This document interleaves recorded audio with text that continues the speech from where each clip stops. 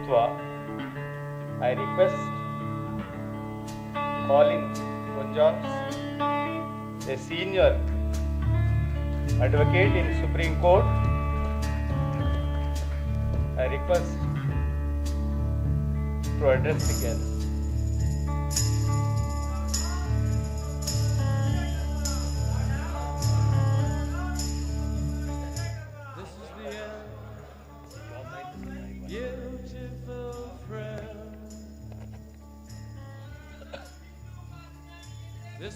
పోరాడుదాం పోరాడుదాం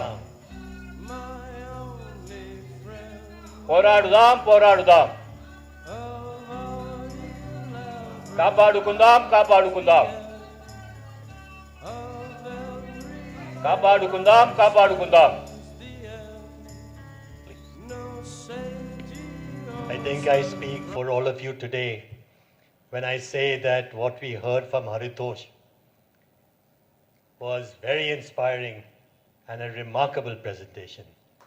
చాలా స్ఫూర్తిదాయకమైనటువంటి విషయాలని హర్తోష్ గారు మీతో పంచుకున్నారని చెప్పి నేను విశ్వసిస్తున్నా. More than anything else, it was a symbol of resistance of a person from the media who is struggling against all odds and struggling against the repression of this government.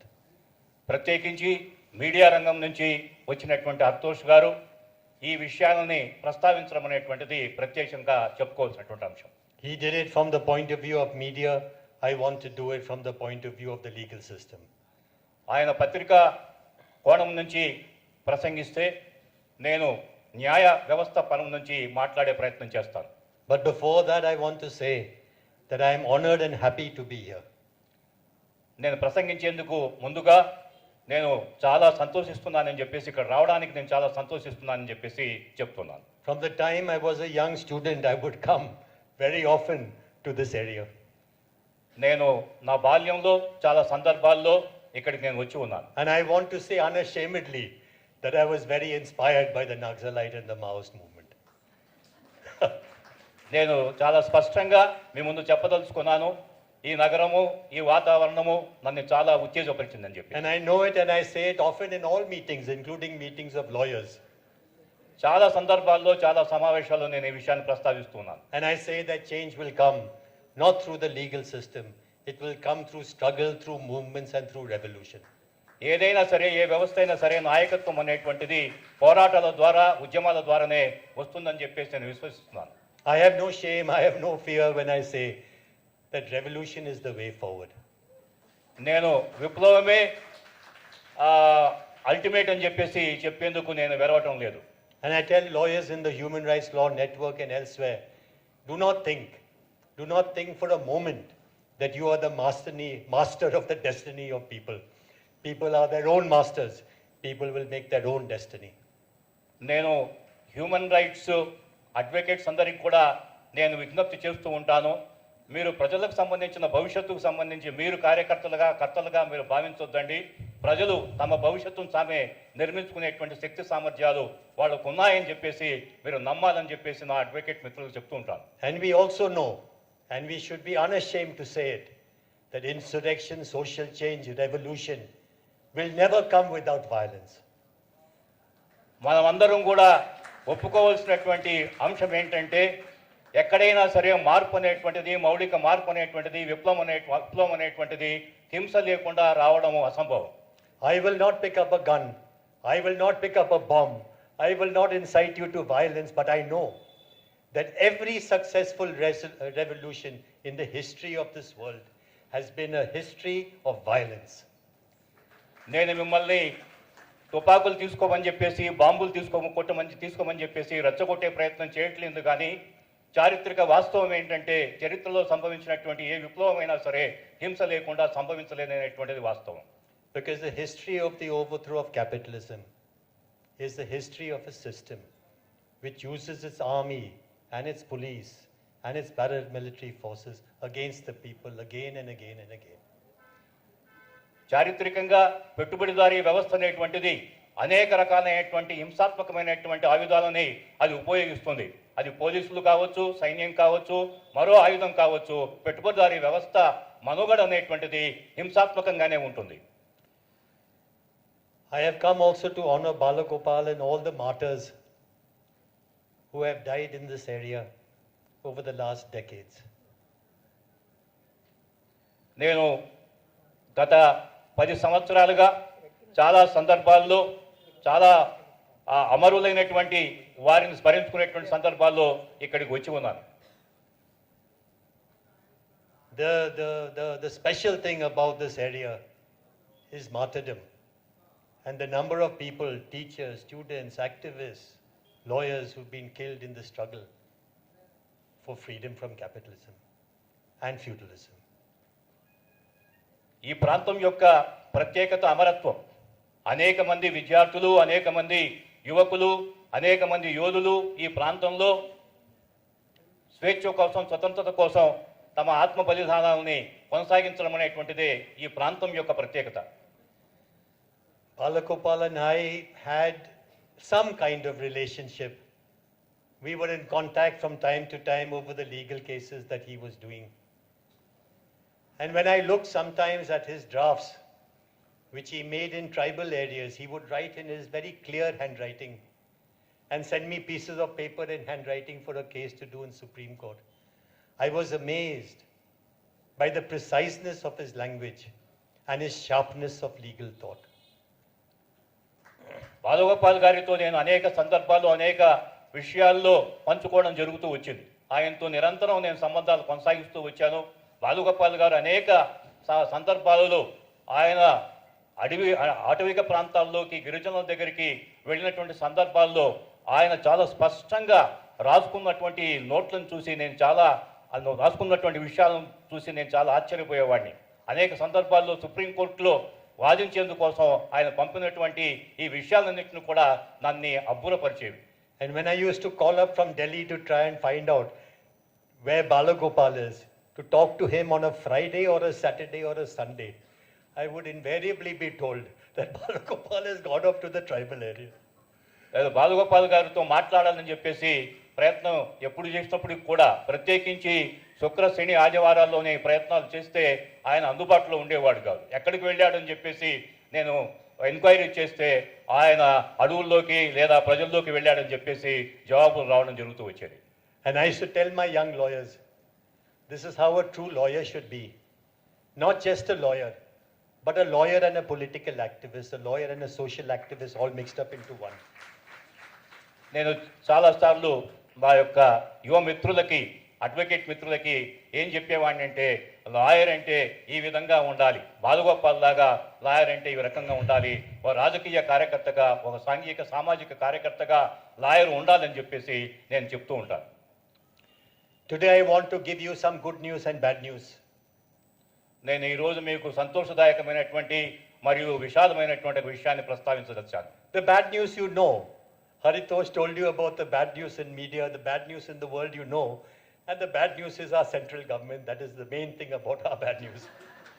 మీ అందరికీ తెలుసు ఆ విషాదకరమైనటువంటి అంశం ఏంటంటే ఆ కేంద్రంలో ఉండేటువంటి ప్రభుత్వము, కేంద్రంలో హరితోష్ గారు ప్రస్తావించినటువంటి అంశాలన్నీ కూడా నిరాశాజనకమైనటువంటి అంశాలే.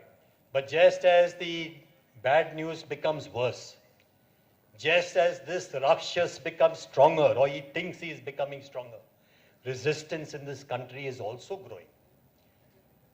ఒకవైపున బలోపేతం అవుతున్నామని చెప్పేసి ఈ వ్యవస్థలు అనుకుంటూ ఉంటే అదే సమయంలో బలోపేతం కావటం లేదవి, వాటికి అవి కూలిపోయేటువంటి సందర్భాలు కూడా అతి దగ్గరలో ఉన్నాయని చెప్పి నేను అనుకుంటున్నాను. That is the good news of India, and that is the goodness of India. That no matter how strong the forces of evil are, no matter how strong the forces of evil are, the people are resisting the evil forces. ఎంత బలోపేతమైనప్పటికీ కూడా ప్రతిపక్ష శక్తులు, ప్రతీకమైనటువంటి శక్తులు బలోపేతమైనప్పటికీ కూడా మనం గుర్తించాల్సింది ఏమిటంటే ఈ శక్తులను కూల్చివేసేటువంటి శక్తి సామర్థ్యాలు ప్రజల్లో ఉన్నాయి. ప్రజలు వాటి గురించి పోరాటాలు చేస్తూ ఉన్నారు. ఆ పోరాటాలు అనేటువంటివి చివరింతకు అవి సఫలీకృతం అవుతాయని చెప్పేసి భావిస్తున్నాను. I want to give you some of the stories of resistance in the legal system. ఈ ప్రతిఘటనకు సంబంధించినటువంటి అంశాలని ప్రత్యేకించి న్యాయ వ్యవస్థకు సంబంధించిన ప్రతిఘటనల గురించి నేను ప్రస్తావించాలని చెప్పేసి కోరుతున్నాను. And give you some inside stories of those legal proceedings. ఈ న్యాయ వ్యవస్థలో ఉన్నటువంటి న్యాయ వ్యవస్థ లోపల ఉన్నటువంటి కొన్ని విషయాలని నేను ప్రస్తావించే ప్రయత్నం చేస్తాను. Nandini Sundar's case was a case about Salwa Judum and Chhattisgarh, where the Chhattisgarh government gave criminal elements guns, money, police notification, police power, and the right to kill and the right to rape. Nandini Sundar ప్రస్తావించినటువంటి కేసులో ఛత్తీస్గఢ్ ప్రభుత్వము కొంతమంది యువకులకి వారికి ఆయుధాలు ఇవ్వడము, వారికి యథేచ్ఛగా ప్రజలపైన హింసను కొనసాగించేటువంటి అవకాశాన్ని కల్పిస్తూ వారికి పోలీసు అధికారాలను కూడా పోలీసులు కూడా వారు మార్చడం జరిగింది. In the human rights movement, we were taken by surprise. We did not realize that they would start a parallel police force full of criminal people in uniform that would commit crimes in the country against the people. మానవ హక్కుల ఉద్యమంలో ఈ పరిణామాన్ని మేము ఎప్పుడు కూడా ఊహించలేదు.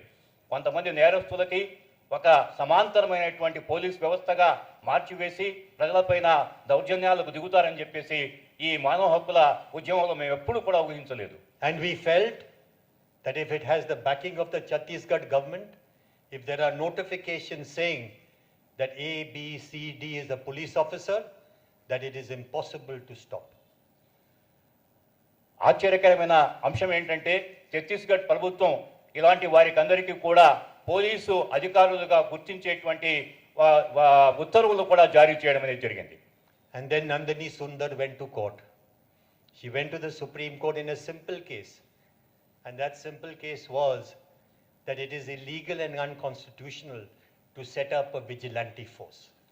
నందిని సుందర్ గారు ఒక చిన్న చాలా సూక్ష్మమైనటువంటి కేసుని తీసుకున్నారు. అదేంటంటే ఈ విధంగా అధికారం లేనటువంటి వారికి ఇలాంటి అధికారాన్ని కట్టబెట్టడం అనేటువంటిది, అంటే ఒక సమాంతరమైనటువంటి పోలీస్ వ్యవస్థని ప్రభుత్వం ఏ రకంగా ఏర్పాటు చేస్తుందనేటువంటి కేసుని సుప్రీంకోర్టులో ఆమె వేయడం జరిగింది.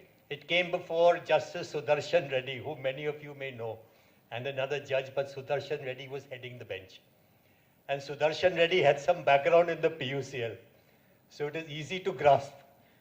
Not only the facts, but the legal position. It was easy for him to grasp what was happening in this area. ఈ కేసు సుదర్శన్ రెడ్డి గారి బెంచ్కి వచ్చింది. సుదర్శన్ రెడ్డి గారికి PUCL ఒక నేపథ్యం ఉంది కాబట్టి ఆయన సులువుగా ఈ కేసులో ఉండేటువంటి అంశాన్ని గ్రహించగలిగారు. And I'll take you to the heart of the case, where Sudarshan Reddy asked the counsel for the state,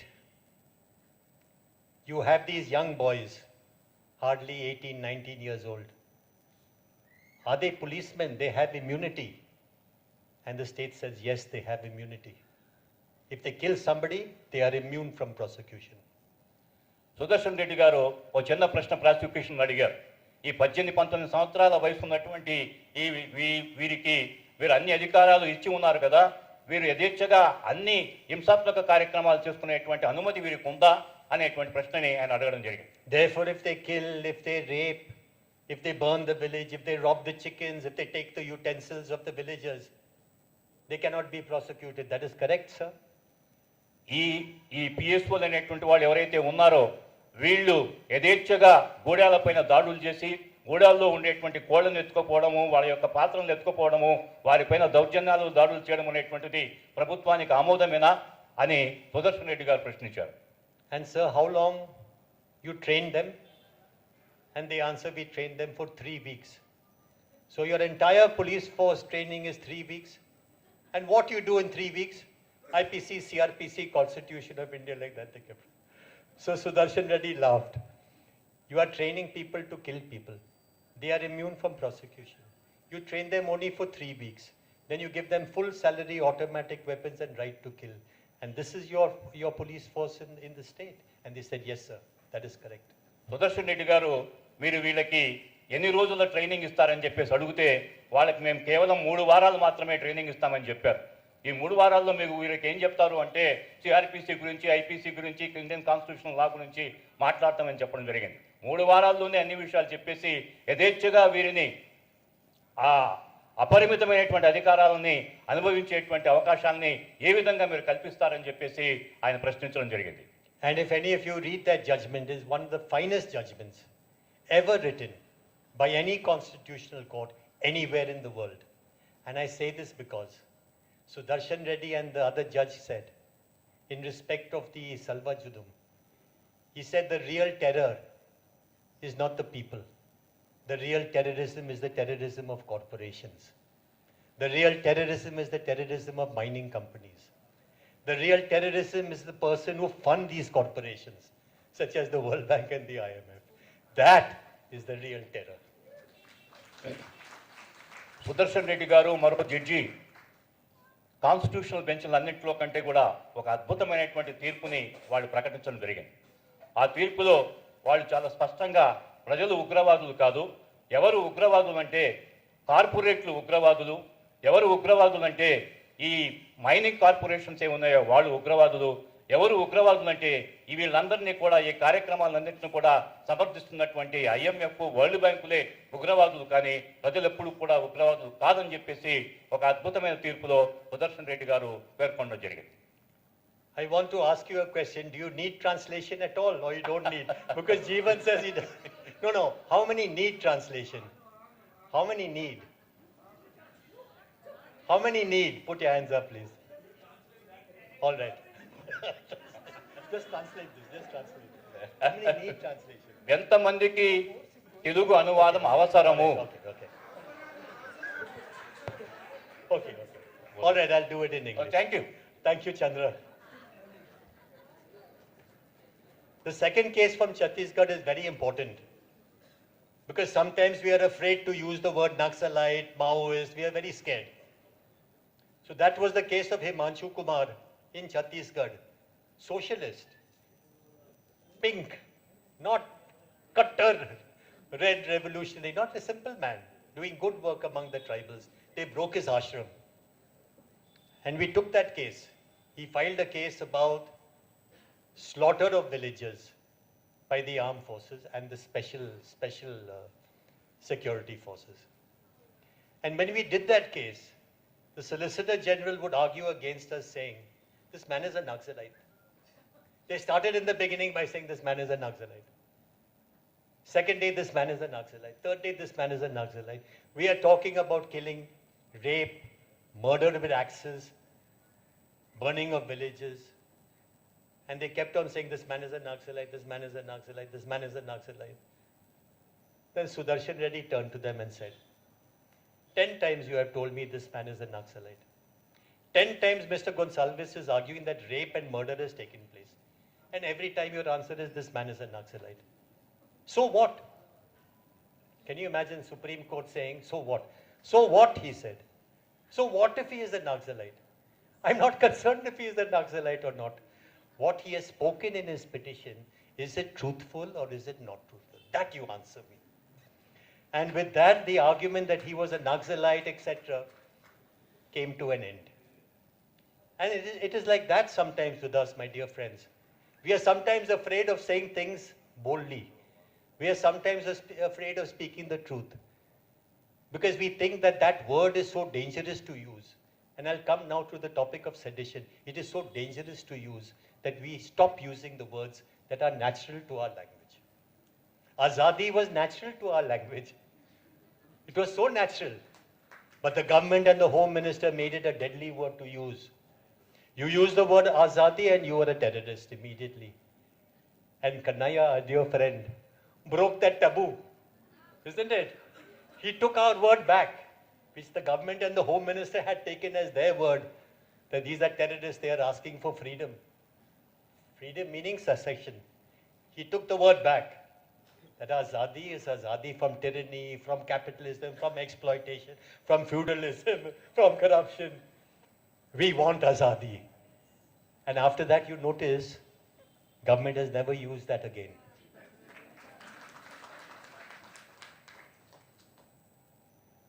Sedition was a word like that. Today, all these people who are taken, Vara Rao, Sudha, everybody who has been taken, and many journalists right across the country, many journalists taken, because they went and interviewed some leftist in some rural area, sedition. Put up posters of some revolutionary meeting, sedition. spoke of capitalism as an evil society, sedition. Somebody sends you on your laptop some material of some meeting, sedition. And I want to tell you a few words about this sedition business. The old law of sedition was that if you think against the state, if you speak against the king, if you even say the king is an idiot, you could be sent to jail. But Kedarnath's case in the Supreme Court changed all that. Words are not seditious unless words are followed up with action to overthrow the state. Get it? Unless words are combined with actions to overthrow the state. So there was a famous case from Punjab where a Khalistani came out in Amritsar and said, he gave a speech in Amritsar, हमें खालिस्तान चाहिए. खालिस्तान होने के लिए जरूरी है कि सशस्त्र संघर्ष हो. जरूरी है कि हमारे हाथ में हथियार होना चाहिए. सबको बंटवारा करो हथियार और हम खालिस्तान लाएगा. His case went to Supreme Court. Supreme Court judge asked, like Binayak Sen's case, Supreme Court judge asked, after he made this speech, did he distribute any AK-47s? No, sir. Did anybody throw any bomb? No, sir. What is the sedition?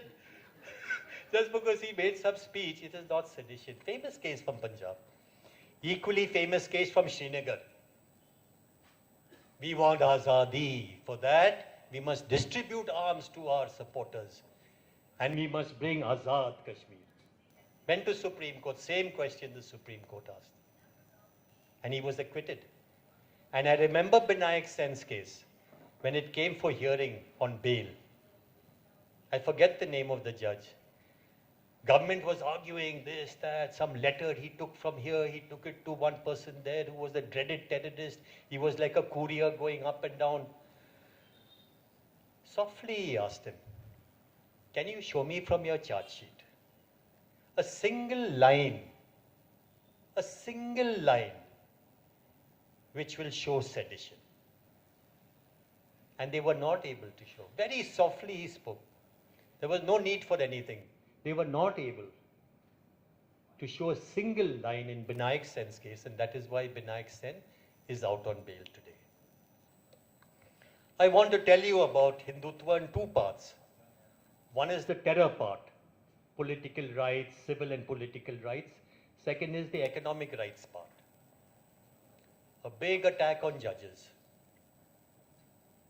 This government has made the strongest possible attack on judges because they realize that the only institution, press, you have seen the state of the press, the only institution that stands between the central government and Hindu Rashtra, and by Hindu Rashtra I want to speak of it in a particular way, and real state terror. The only institution which stands between the people and state terror is the judiciary. They have mounted a huge attack by enacting an act, National Judicial Accountability Act, something like that. And that act would have opened the way for the central government to appoint judges of the Supreme Court and the High Courts. Saffron judges. It is happening in any case on a very large scale. Nobody is monitoring that. Nobody is actually studying that. The large-scale infusion of saffron judges in the judiciary. That is a very dangerous trend. But they wanted to do it officially. They wanted to do it properly, that the central government will have a right. And I must tell you, my friends, because that judgment was sometimes criticized by our own people. 4-1. The judges of the Supreme Court stood firm and rejected the act in toto. Had that act come through, had the government now got a toehold, opened the door for the judges to appoint saffron judges, our judiciary would have been in shambles today, totally in shambles. You know, there are huge appointments to be made, huge. India has 20% of the judges that it needs. So if a judge should have 20 cases a day, he has 100 cases a day. If he should have 10 cases a day, he has 50 cases a day. So naturally he adjourns the rest of the matters. Not because the judge is slow, not because the advocates are taking adjournments. These are smaller reasons. The real reason is you don't have judges for the volume of work that you have for them. Had the act come through, tens and thousands of saffron judges would have filled the judiciary. And when I say saffron, because saffron could have a benign thing as well. It could be a good thing. Saffron color is not necessarily bad, I must say. Just as Hinduism is a beautiful and peaceful religion.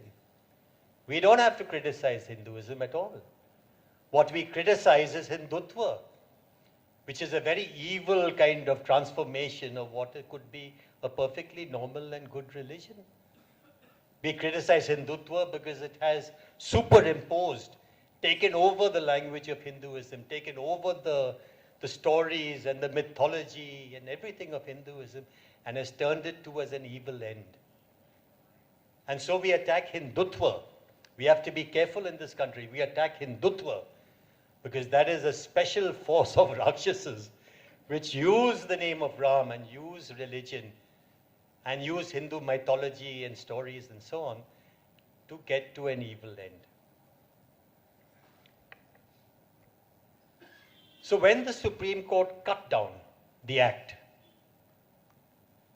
the Modi government responded by non-appointment of judges. And you know the story, it's come in the papers. Every high court is operating at 50% strength. In the lower courts, there are no judges to handle cases. And the government is determined not to appoint judges until some change takes place. They're determined. You saw Chief Justice T.S. Thakur crying. There was a ceremony. Some speech he was given and then he started crying and he took out his hanky and he wiped his tear. But you can't fight this government by crying. Judges can't fight this government by crying. Judges have to fight this government by doing a big bench of the Supreme Court and ordering the government to make the tens of thousands of appointments that should be made. I want to tell you now about the second aspect of terror. It was there under the Congress regime. Fake encounters, you all know, in Andhra Pradesh and Telangana, you all well know how many people were killed in fake encounters. Everybody thought it is very hard to control fake encounters. Everybody thought it is impossible to do anything. And then the widows and the mothers in Manipur made a report of 1,500 fake encounters in Manipur over a period of 25 years. Beautiful report. Now, many cases on fake encounters were dismissed by the High Court, dismissed by the Supreme Court. We took that case to the Supreme Court, the Manipur case. And the judge said, before I look at this case, I want to be satisfied that this is a genuine case. So he gave it to a commission headed by Justice Hegde and said, please look and see if these facts are correct. So Justice Hegde went to Manipur and he held a conference in Manipur. And then he held a sitting in Manipur. And in that sitting, he asked the army officers, please come, you will be cross-examined. He took 6 cases. The army officers came.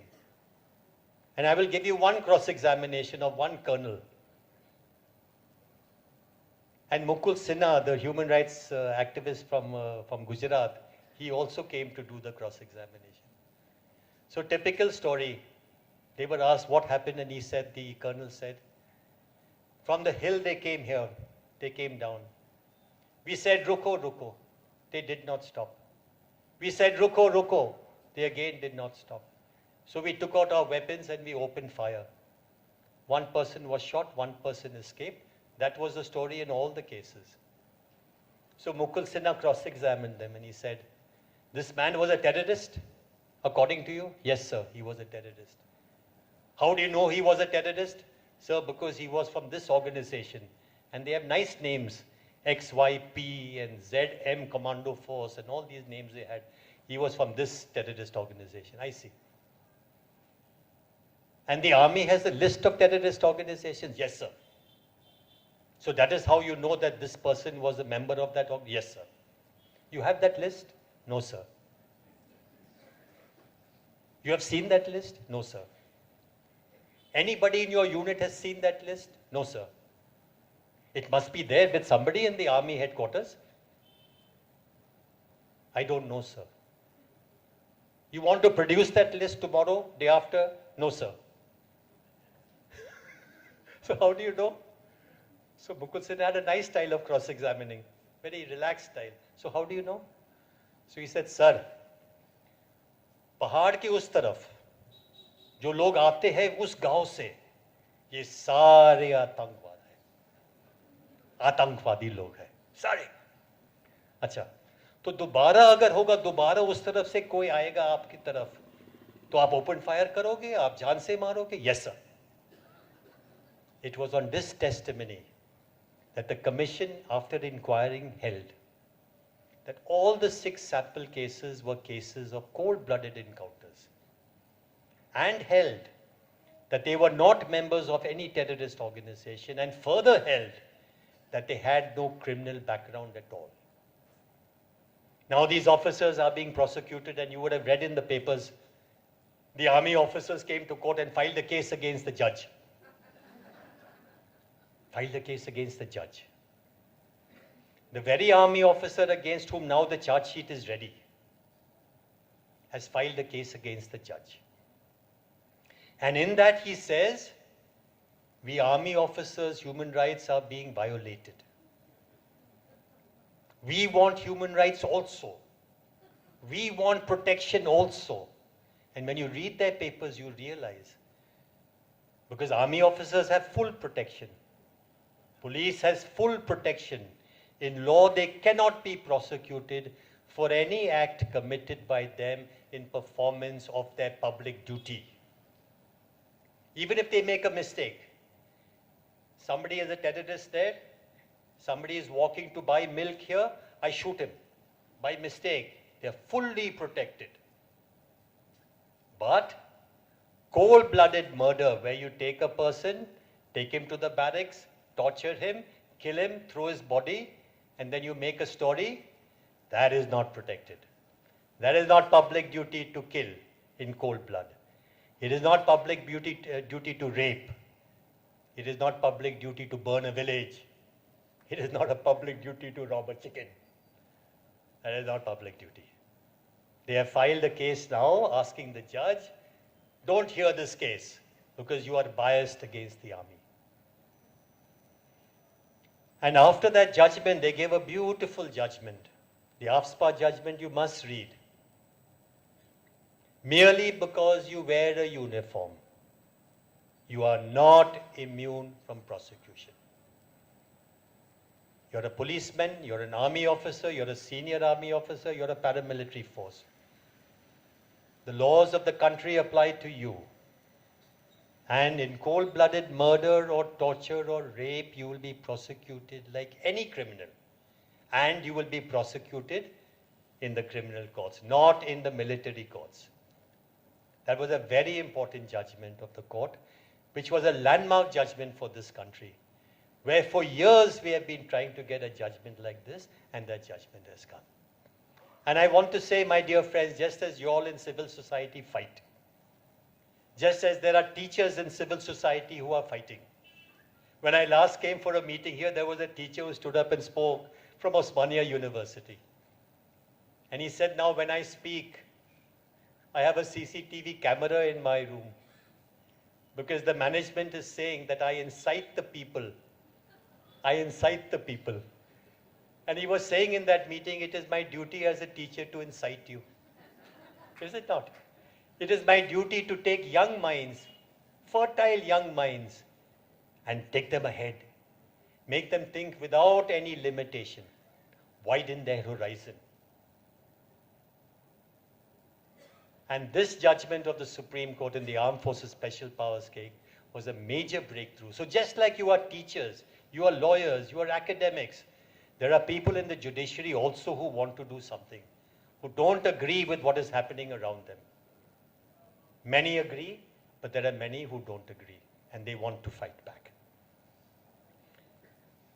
The judge-lawyer case, of course, Haritosh has told you in great detail, but it was a terrible case for us. Because if you can close your eyes to the killing of a judge, the end is near. It was a simple case. You've killed a judge. Or, like he said diplomatically, there are grave suspicions that the judge was killed in unusual circumstances. What does a court have to do? It is not a new case for the court. The court has to say, look, there are serious allegations. There are serious groups, the bar associations from Bombay and so on. All right, to dispel any suspicion, we will appoint an independent investigator. We will take a policeman or a police group of some repute independent group and ask them, you please investigate and give us a report. Supreme Court does not have to go into it themselves. They don't have to become policemen and go into it. It was a simple 5-minute order. In view of the serious allegations made, in view of the groups that are agitating, which is the Bar Association, and view of the fact that a person has prematurely died, we think it is fair and proper that we appoint a special investigation team to look at the issue. Simple matter. But no, the Supreme Court took it on itself. I can't comment as to why they did that and what was their reason for doing that. But it seems to me most strange, very unusual, and very wrong for the court to have taken up the investigation and closed the investigation into the killing of Judge Loya. I want to say a few words about Hindu Rashtra.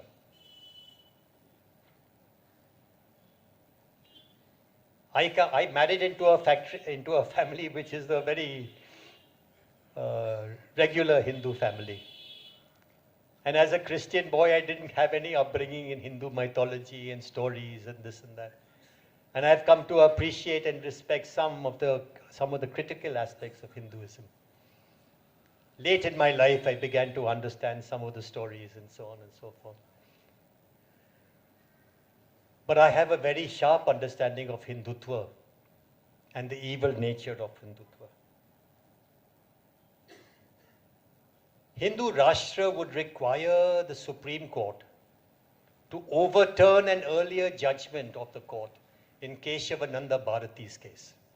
13 judges of the Supreme Court said secularism is the spine of the Constitution. It is not there in the Constitution. It was an interpretation. 13 judges sitting, holding unanimously that secularism is the basic structure of the Constitution.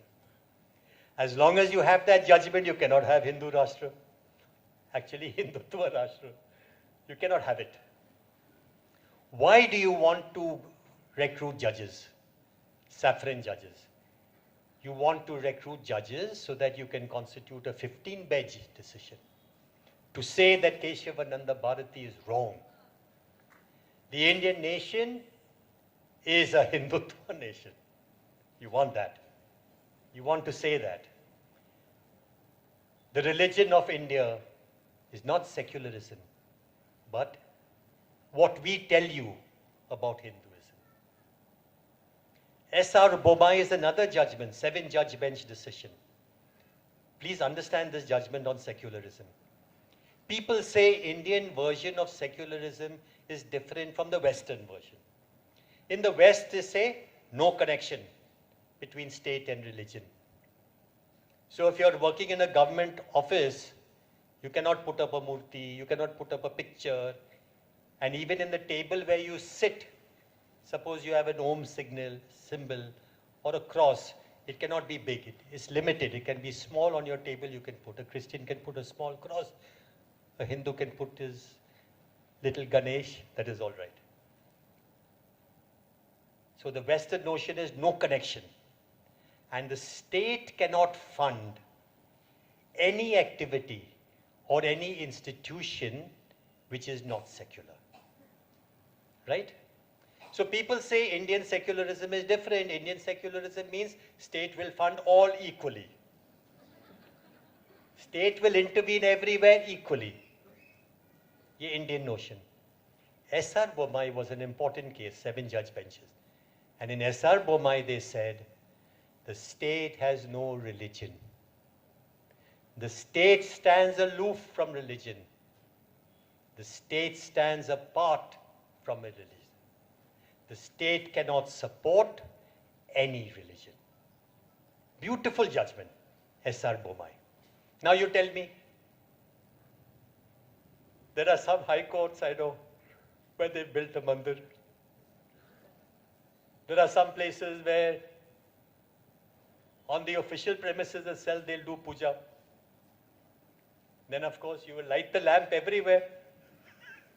I remember Narendra Modi, long back photograph of him inaugurating the Gujarat Law University, sitting on the floor cross-legged with Narendra Modi cross-legged lighting a lamp and doing puja.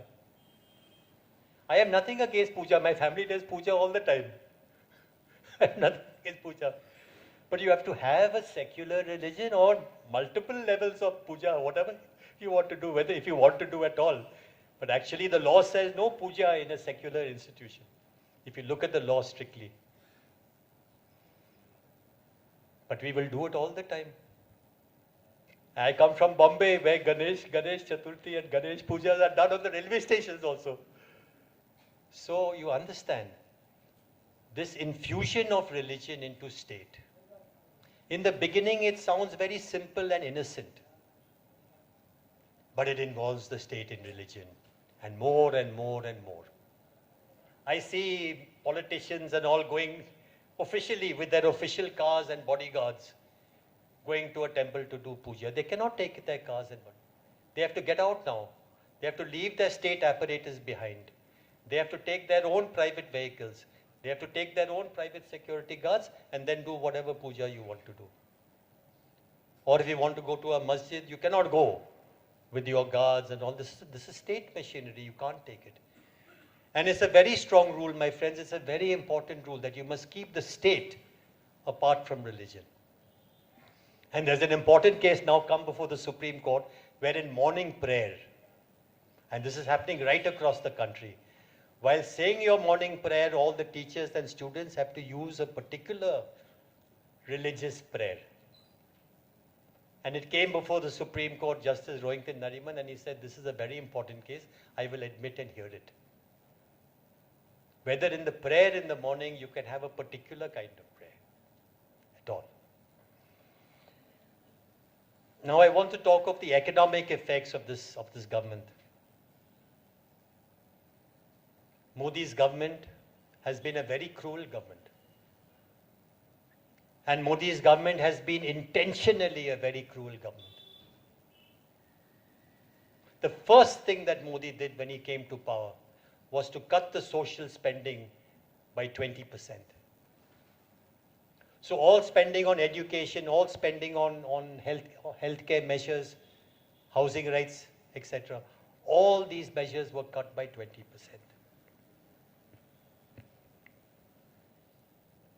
Today, for the first time after 20 years, you have starvation deaths happening in the country linked to Aadhaar. आपका आधार card नहीं है, आपको अनाज नहीं मिलेगा. आपका आधार card है, लेकिन लिंकअप नहीं है, आपको अनाज नहीं मिलेगा. आपका बायोमेट्रिक्स नहीं चल रहा है, आपको अनाज नहीं मिलेगा.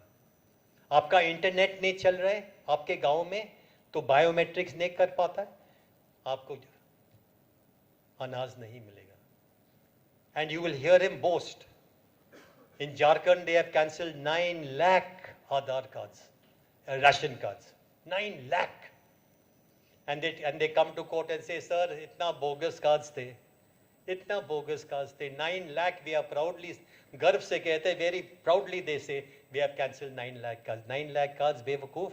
These are the cards of the tribals and the Dalits and the poor people. They're not fake cards. So what happened?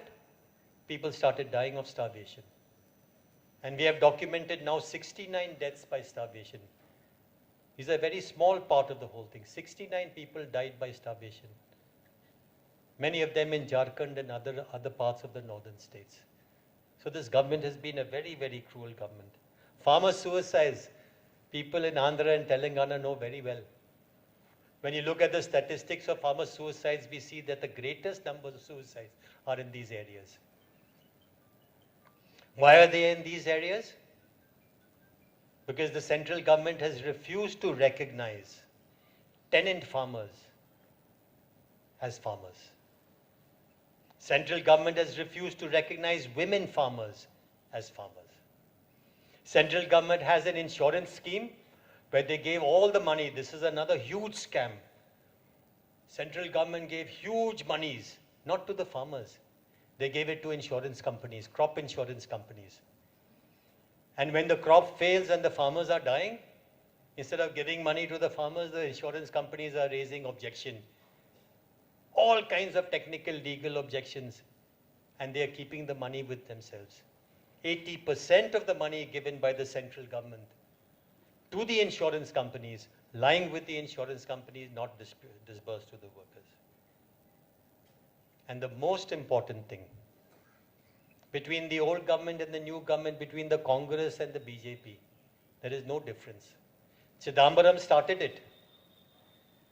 Chidambaram ने कहा कि हमें 70% लोग ग्रामीण इलाकों में नहीं चाहिए.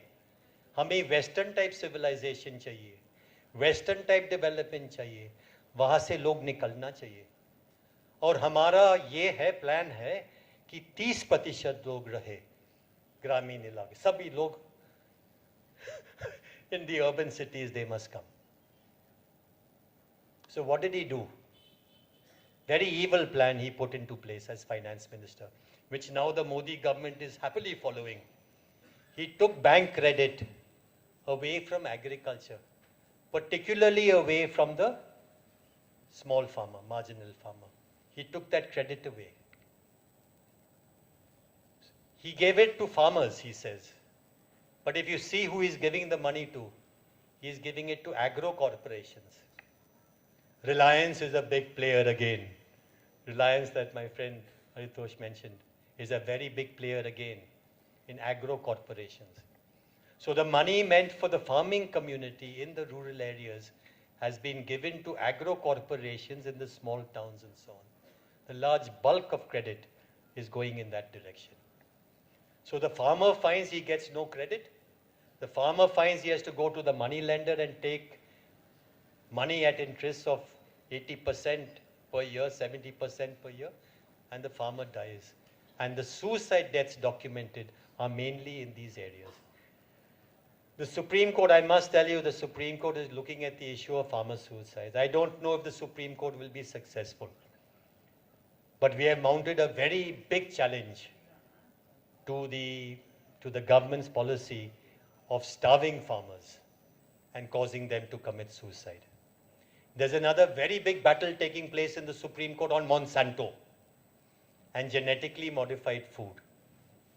Monsanto was a company owned by the Americans. It is now a company owned by the Germans. And that company is a company which seeks to monopolize and control food completely. It will control seeds, so that a farmer can't use his own seeds, he can't sell his seeds, can't distribute. हर साल उसको company के पास जाना पड़ता है to buy his seeds. And every year the price of those seeds increase. That struggle is also taking place. The farmers' organizations are fighting a very important historic struggle in the Supreme Court on the right to grow your own seeds, use your own seeds, and not buy these seeds from these companies at these exorbitant prices. So my dear friend, I must tell you, the communities in India, they are also using the Supreme Court as a battlefield. It is a war like any other war.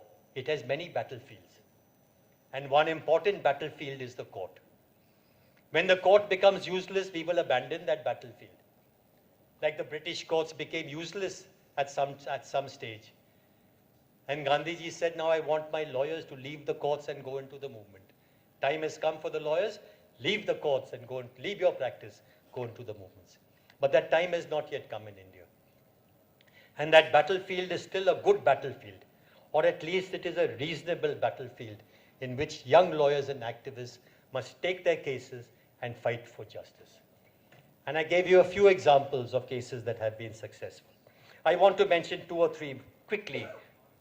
The forest rights case is also now going before the Supreme Court, where the environmental organizations from Bombay, the Bombay Natural History Society, which is a lovely organization actually, but anti-tribal to the core, they believe that the enemy of the forest is the tribal. Not the forest guards who cuts the trees, not the corporations who come who cut the trees, not the contractors. The enemy of the forest are the tribals. So they have filed a case in the Supreme Court for the eviction of tribals from the forest areas. What is their argument? That Forest Rights Act, 80% of all claims in the country have been rejected. It was a lovely act. It was meant to give us pattas in the forest areas, not only to tribals, but traditional forest dwellers.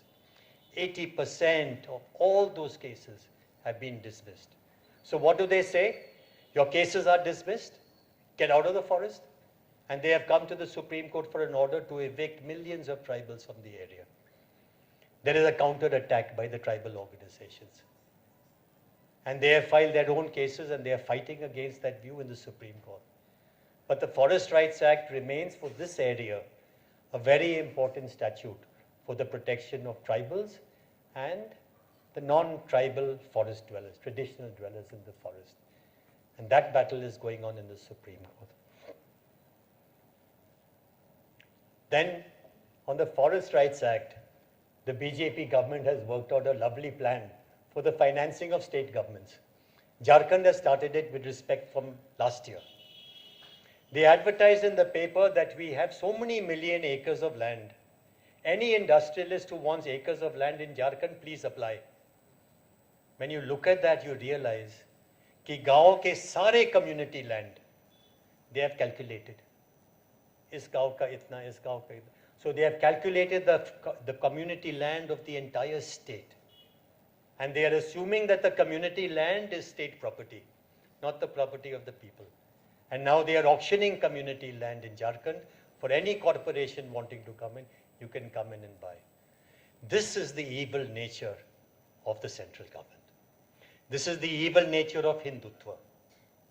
It is not just on religion and perversion of religion. It is truly an economic policy where the corporations will rule. It is not just Hindu Rashtra. It is corporation, Rajya, ruled by the corporations. So if you look at the economic policy of Hindutva, it is a very, very evil policy.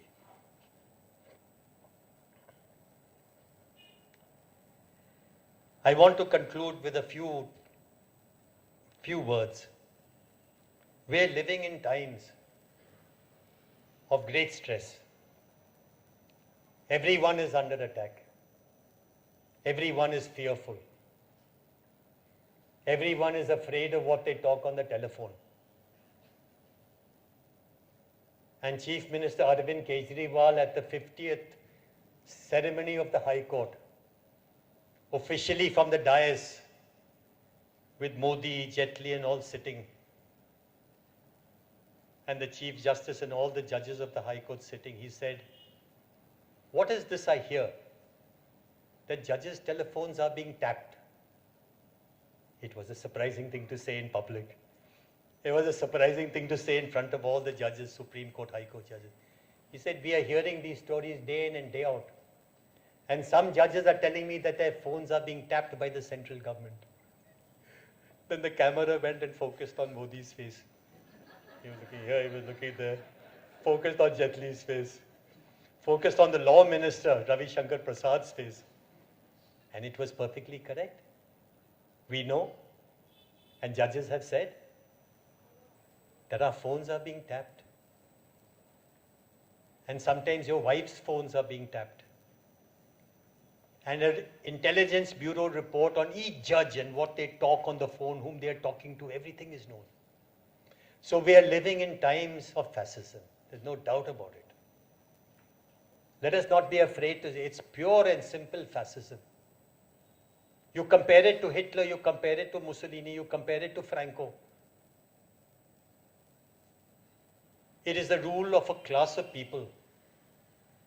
It is the rise of a party that believes in the superiority of its race and the elimination of all others who don't share your perspective. A monolithic race. Belief in their genetic, cultural, historic superiority.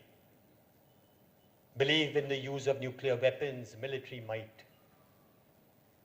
Belief that democracy is a weak kind of society. And if you look at all in the villages, when they distribute leaflets and so on, in the classes, you will see it, and I've got some translations of those, Gujarati translations. Little children being taught that democracy is a weak kind of society. Democracy is a Western concept. हमारा देश के लिए ये उचित नहीं है. हमारे देश के लिए एक स्ट्रॉन्ग लीडर चाहिए. ये डेमोक्रेसी सब वेस्टर्न बकवास है. हमें स्ट्रॉन्ग लीडर चाहिए. हमें न्यूक्लियर बॉम्ब्स चाहिए. हमें स्ट्रॉन्ग आर्मी चाहिए. हमारा देश एक वक्त एक इंटरनेशनल जैसे फोर्स था. दोबारा ऐसा बनाने का इंडिया को. We have to bring India and build India into a powerful world level military force. Hindu Rashtra is not just about religion. Hindu Rashtra is about military power. Hindu Rashtra is about domination. Hindu Rashtra is about cruel oppression of people. Hindu Rashtra says, if I have to build bombs and guns and missiles and my people die of starvation, so be it. If they have to die, let them die. But I have to build my army, I have to build my bombs, I have to dominate the world. I have to dominate the world. And my dear friends, I can tell you, because we appear for the bank unions. We are doing work for the bank unions. The bank unions tell us inside story of how the banks are on the brink of collapse. Think about this. Maybe the time for change will happen faster than we imagine. Banks are on the brinks of collapse. It is like a story that they make. That we are a big financial power. We are a very weak and tenuous financial power. Our banking system goes, our entire financial system goes.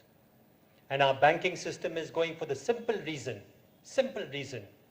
that all these politicians, all these finance ministers, prime ministers have looted our public sector banks. They have looted these banks.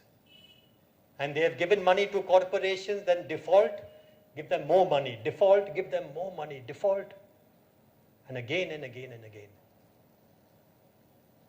So be prepared for battle. Be prepared for struggle. Be prepared for an unexpected turn in India of events. हमें लगता है कि 2019 में मोदी जी शायद आएगा दोबारा 5 साल के लिए वो चलेगा. ऐसा नहीं होगा. जीत सकता. But the Indian economy is on the brink of a break. And it is difficult for Modi now, you can see it. It is difficult for Modi and Jetli and others to cover up. Very hard. All the international reports and even the national news reports today will tell you that our society is in for trouble. और जैसा Greece में हुआ कि 30-40 साल के लिए आपने सब पैसा धीरे धीरे से जमा कर दिया आपका अकाउंट में, फिक्स डिपॉजिट में रखा, संभाल के रखा बैंक में, वो पैसा गायब होने के लिए 1 सेकंड चाहिए. In 1 second that money will disappear. आपको मालूम है कि बैंक में अगर 1 लाख रुपया है, आपको अगर 10 लाख रुपया है, आपको 1 लाख रुपया मिलेगा वर्तमान कानूनी व्यवस्था अनुसार. That is the law today. 1 crore रुपया है, 50 लाख रुपया है, 30 लाख रुपया, आपका इंश्योरेंस 1 लाख, तो सरकार आपसे कहेगा आप 1 लाख रुपया देना, बैंक तो खत्म हो गया. That is today. You can imagine what is going to happen in the years to come. And so be prepared for battle.